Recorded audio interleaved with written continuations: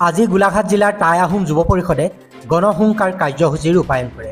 উল্লেখ্য যে টাই আহোম যুৱ পৰিষদ অসম কেন্দ্ৰীয় সমিতিৰ নিৰ্দেশত গোলাঘাট জিলাৰ সমিতিৰ উদ্যোগত 3টা দাবীৰে বিশাল গণহুংকাৰ কাৰ্যসূচী ৰূপায়ণ কৰে। তেওঁলোকৰ দাবীসমূহ টাই আহোমৰ লগতে 6 জনগোষ্ঠীক জনজাতিকৰণ কৰা, স্বায়ত্ত শাসন প্ৰদান কৰা আৰু অসমৰ বিভিন্ন জিলাত থকা আহোমৰ কীৰ্তিচিহ্নসমূহ সংৰক্ষণ কৰাৰ লগতে শোভাবৰ্ধন কৰা।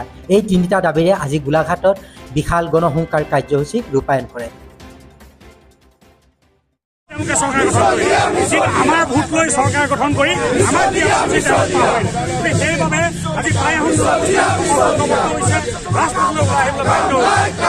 যদি তেওঁলোকে কংগ্ৰেছৰ কৰে তেতিয়াহ'লে অনাগত 2024 নিৰ্বাচনত এই বিজেপি দল গাড়ীৰ পৰা উঠাই দিবলৈ আৰু 2025 চনটো ডেডলাইন আমি অনন্ত আজি টাই আহোম যুৱ কেন্দ্ৰীয় সমিতিৰ নিৰ্দেশত আৰু গোলাঘাট সমিতিৰ উদ্যোগত 3টা দাবী চৰকাৰৰ প্ৰতিবাদী কাৰ্যসূচী লোৱা হৈছে। আমাৰ প্ৰথম দাবী অতি শীঘ্ৰে জনজাতিকৰণ প্ৰদান কৰিব লাগে আৰু আমাৰ দ্বিতীয় দাবী হৈছে টাই আহোমসকলক স্বায়ত্ত শাসন প্ৰদান কৰিব লাগে আৰু আমাৰ তৃতীয় দাবী হৈছে অসমৰ বিভিন্ন জিলাত তাহানি স্বৰ্গদেউসকলে যিবিলাক কীৰ্তিচিহ্ন দি থৈ গৈছিল সেই বেদখলকাৰীৰ